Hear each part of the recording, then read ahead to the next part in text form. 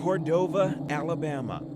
A population of about 2,500, a community nearly blown to ruins by recent tornadoes.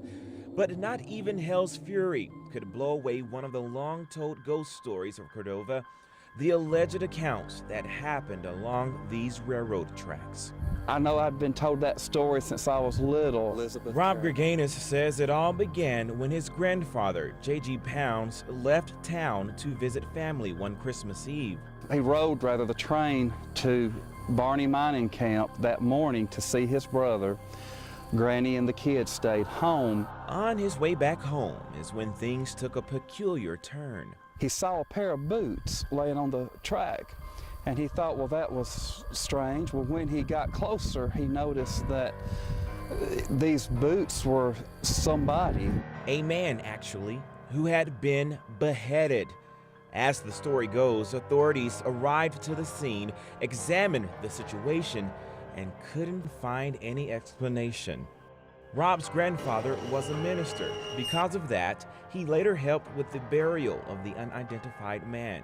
Since then, countless people have claimed to have heard footsteps in the rocks and have seen the silhouette of a headless man walking in the mist along the tracks.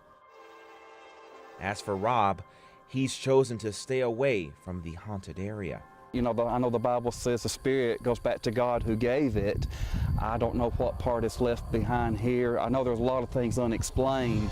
And by the way, to date, the man's head has never been found. The question is the story about the headless man of Cordova fact or fiction? I'll leave that for you to decide. In Cordova, Rick Jackson, CBS 42 News.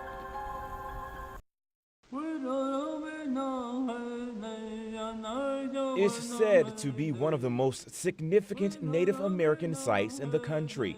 In fact, 800 years ago, this area known as Moundville was the site of America's largest city north of Mexico.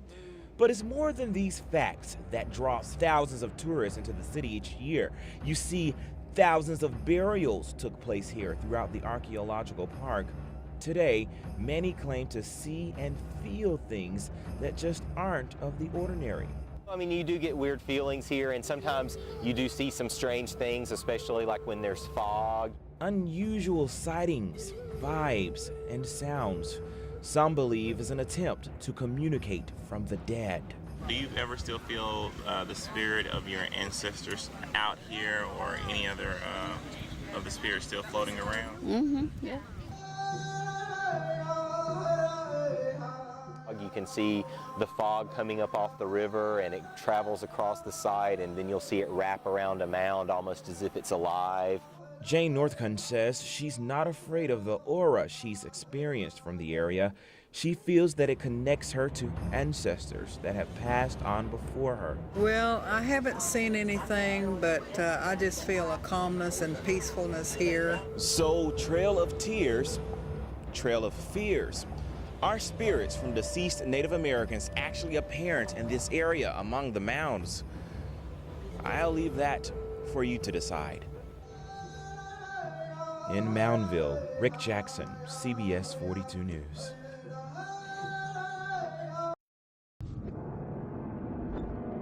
Dilapidated, desecrated. Words commonly used to describe Bass Cemetery. You can look at all the markers around here. They date back to the early 1800s. Others may use these words, haunted and horrid. There's been a lot of the people buried here in the community. It started with the Bass family. Thus the name Bass Cemetery.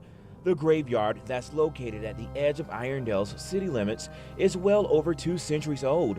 Historian Denise Wright says Civil War soldiers are buried here, possibly even slaves. She also says another thing is very apparent in the secluded cemetery, traces of vandalism. You can look around and see how the stones have been knocked over, broken. While she's certain these are acts of people breaking the law, others beg to differ. For years, people have claimed to hear ghostly noises and see manifestations of figures glooming the graves at night. Some believe the vandalism comes from tortured souls trapped within the grounds. Denise does admit, because of the location of Bass Cemetery, she can see why people would think something out of the ordinary is going on. It's a half-mile off Ruffner Road, surrounded by woods, on a path few even know about, let alone travel. It's very secluded at night because nobody travels up and down it because it is spooky. So what do you believe? Are there really spirits floating around Bass Cemetery? What about the noises? Are they from ghosts? Or perhaps the vandalism? Is it from real people or unrested souls of the dead? I'll leave that for you to decide. In Irondale, Rick Jackson, CBS 42 News.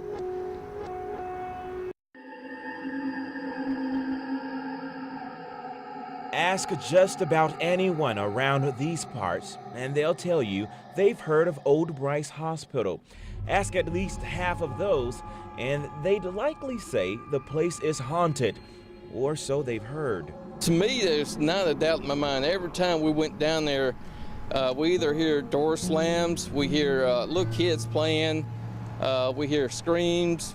Built in the 1860s, Bryce was known as the largest inpatient psychiatric facility in Alabama. Over the years, unfortunately, because of lack of funding, the standards of care fell unfathomably. Conditions are said to have become unlivable, many patients suffering to their deaths. The hospital has since relocated, but for this building, swarms of people have claimed to encounter paranormal activity during their visits. The main things everyone's hearing is telephone rings, like the old-time telephone. What is that? It's a telephone. And you can't explain it. It's everything from unexplained voices singing to cold touches from invisible hands. We call it a figure walking down the hall, like a black mass is all I could call it, walking down the hall on the third floor, and that was something to see. This is now considered private property, and for the most part, it is gated off. For your sake, that could be a good thing. So what do you believe? Are there really cold spots, paranormal activity, or ghostly noises heard from within the walls of Old Bryce? I'll leave that for you to decide. Reporting outside of Old Bryce Hospital, Rick Jackson, CBS 42 News.